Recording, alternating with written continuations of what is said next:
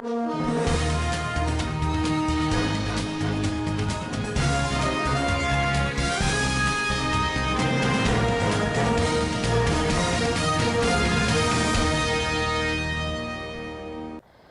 government to install baggage scanners at railway stations in the country.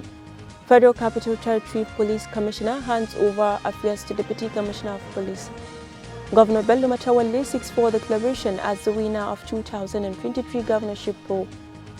Zamfara State People's Democratic Party writes Inspector General of Police seeks for transfer of investigation to State Police Command. And in business news, federal government to repay $800 million World Bank loan for 25 years. And on international scene, Egypt and United Arab Emirates leaders discuss bilateral ties in Cairo. Hello and thanks for joining us. That was the headlines for Standard Voice Television News. I am Rahma Ibrahim Desir with the news info. The Federal Executive Council has approved 495 million naira contract for the procurement and installation of scanners in some railway stations in the country as measures to minimize the risks of attacks on the country's railway services. The baggage scanners will be installed at the railway stations including Kubwa, Idu, Jere, Rigasa, Kaduna and Kano. Minister of State for Transportation Ademola Adegoroye, who announced the development after the council meeting presided over by Vice President Yemi Osinbajo, also informed the cost of the contract was put at 495 million naira. The council agreed with us and has approved that contract for scanners to be installed at railway stations so that when people get there and they have goods, they can pass through the scanners and we can be sure that there's nothing that can destroy, there's something that can cause violence or inflict danger or bring lives and property at stake. Mr. Ademola said the devices were necessary because of the need to enhance the security of lives and property in the nation's railway facilities. The Federal Capital Territory Commissioner of Police, Abubakar Sadiq, has handed over the reins of duty to the most senior officer at the command as he proceeds on posting. AIG Sadiq handed over to the Deputy Commissioner of Police, State Criminal Investigations Department, Ahmed Musa, during a handover ceremony held at the Federal Capital Territory Police Command in Abuja. The outgoing AIG directed that all communication should be forwarded to the DCP pending the deployment of a new CP to the command. The AIG expressed his deep appreciation to all the officers of the command for their support and contributions to the success that FCT command recorded during his tenure. The Federal High Court has marked 50 years of justice delivery in Nigerian judicial system. Newsmen reported that the Federal High Court, which was established on the 13th of April 1973, was formerly known as the Federal Revenue Court. It was established by the Federal Revenue Act 1973 and began with 4 judges with a president as its head.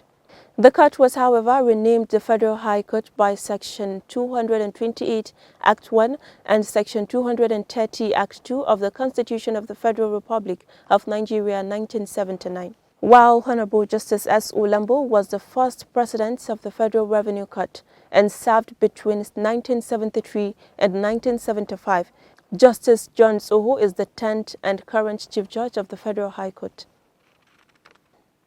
Zamfara State Governor Bello Matawalle and the All Progressives Congress had petitioned the Governorship Election Petition Tribunal over irregularities in the conduct of the 18th March 2023 governorship election.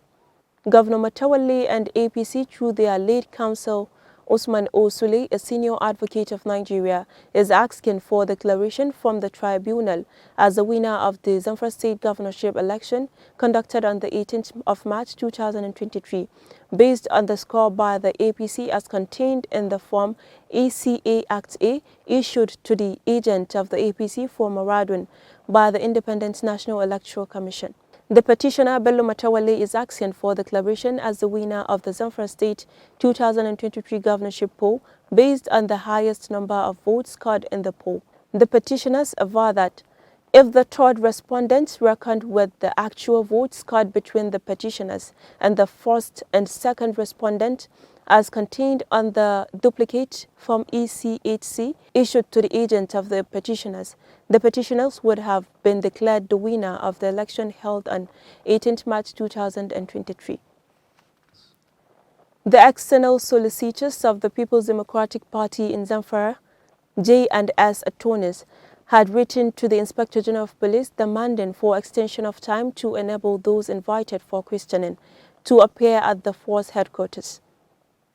According to the letter signed by Barrister Muhammad Sani Tahir dated 11th of April 2023, the letter reads that the insecurity that vehemently troubles road, especially along Zafe to Zaria route, the insecurity of which has recently escalated to the point of making that particular route inaccessible to ordinary people that do not move about with security and carriage, providing security support for them. The letter added, the recent sequential security breaches that occurred at Zafe and Wanzamai along the only road that takes any person from Gusau to Abuja in reference. The Kebbi State Commissioner of Police, CP Lawal Abubakar Daura, has held a meeting with the police area commanders, divisional police officers and tactical commanders in his efforts to maintain peaceful atmosphere in the April 15, 2023 gubernatorial supplementary election in the state. In a statement signed by the State Police Public Relations Officer, SP Nafiu Abubakar, narrated that the commissioner charged the policemen to be civil, polite, professional, but firm in all their dealings with members of the public during the elections, with more emphasis to the respect of the fundamental human rights of the citizens. During the meeting, CP Daura further calls on the people of Kebbi State to cooperate with the police and security and other security agencies to enable them discharge their duty optimally. Meanwhile, Kebbi State is one of the 2 states where supplementary elections will be conducted following the declaration of the state's gubernatorial election as inconclusive in the March 18, 2023 states elections across the country.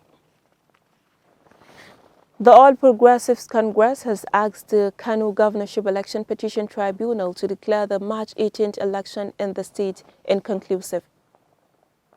The party is challenging the declaration of Alhaji Abba Kabir Yusuf of the New Nigeria People's Party as winner of the election by the Independent National Electoral Commission.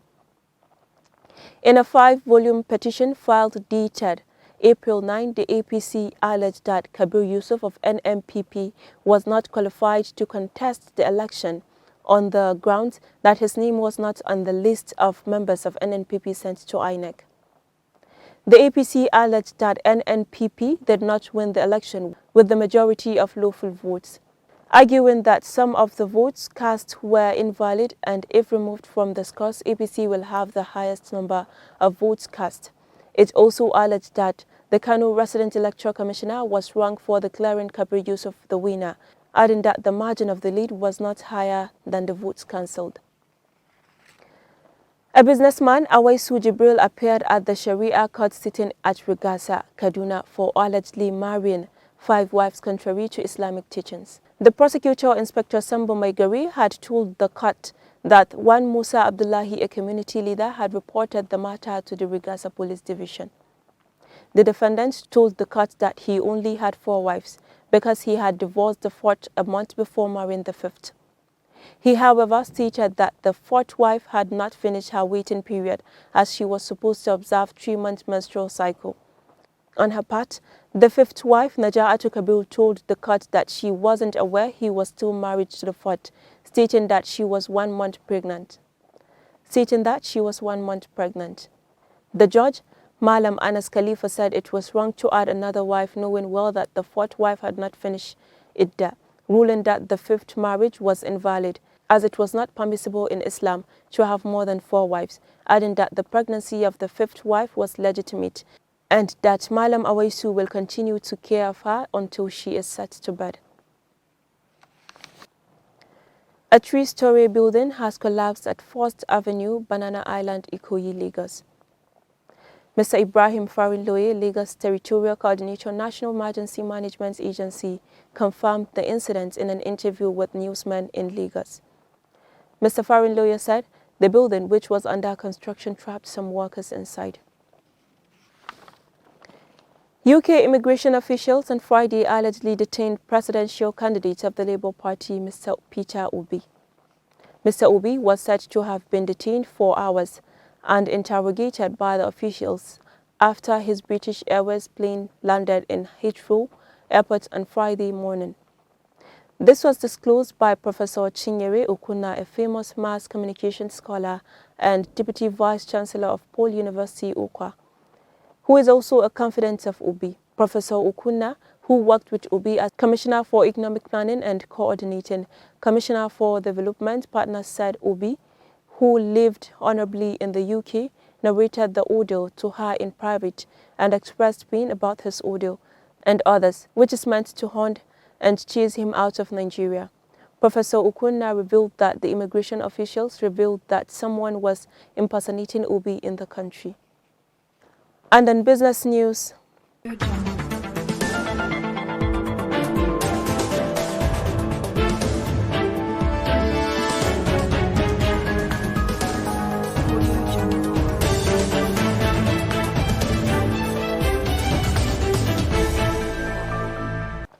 the next administration to succeed President Muhammadu Buhari will begin the repayment of $800 million loan approved by the World Bank as subsidy palliative.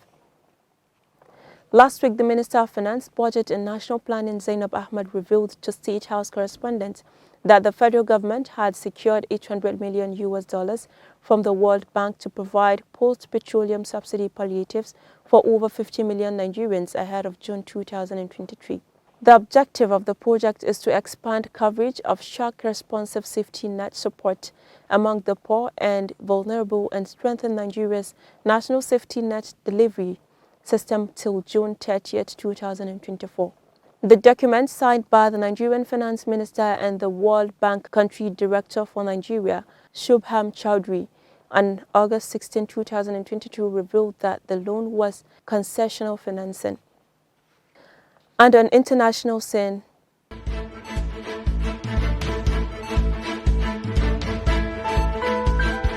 Audio Jungle.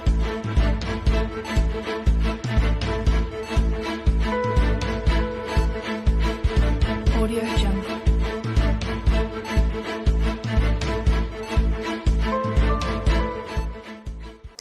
Egyptian President Abdel Fattah al-Sisi greeted his Emirati counterpart at the Cairo International Airport. Sheikh Mohammed bin Zayed Al Nahyan was accompanied by a delegation comprising the United Arab Emirates Vice President and several ministers. The Emirati leader tweeted that he and the Egyptian president explored opportunities to further strengthen the deep-rooted ties between the two countries, saying they discussed a shared interest in promoting regional stability and progress. Last year, the two nations celebrated 50 years of bilateral relations, and the official visit comes at a time when Egypt struggles to overcome a staggering economic crisis. The United Arab Emirates and other Arab Gulf states have been the main suppliers of aid to the Egyptian government. And in sports news,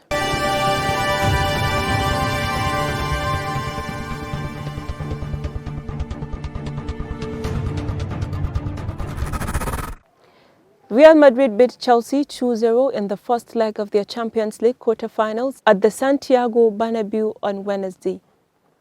21 minutes into the game, Karim Benzema scored for Chelsea, the 20th time he scored against the English team in the Champions League.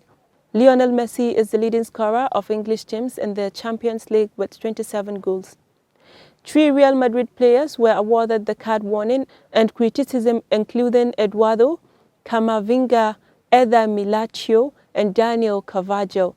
Real Madrid will visit Cadiz that day, Saturday, the 15th of April, in the game 29 in La Liga. Chelsea will take over from their host Real Madrid in a March 2 quarter-finals in the Champions League on the 18th of April. Before that, Chelsea, who is 11th in the Premier League table, will face Brighton at Stamford Bridge on the 15th of April. Real Madrid is second in the La Liga table with a gap of 13 points between them and Barcelona, where the match beat the competition Tamaula by Sefania. And that's all we have for today's package, but before we go, let's take a recap of the major headlines. Federal government to install baggage scanners at railway stations in the country. Federal Capital Territory Police Commissioner hands over affairs to Deputy Commissioner of Police. Governor Bello Matawalle seeks for declaration as the winner of 2023 governorship poll. Zamfara State People's Democratic Party writes Inspector General of Police seeks for transfer of investigation to State Police Command. And on business news, federal government to repay $800 million World Bank loan for 25 years. And on international scene, Egypt and United Arab Emirates leaders discuss bilateral ties in Cairo. That was a recap for the major headlines for Standard Voice Television News. On behalf of the production team, Head of News and Current Affairs, I still remain Rahma Ibrahim Lisa. Do have a nice day. Thanks for watching.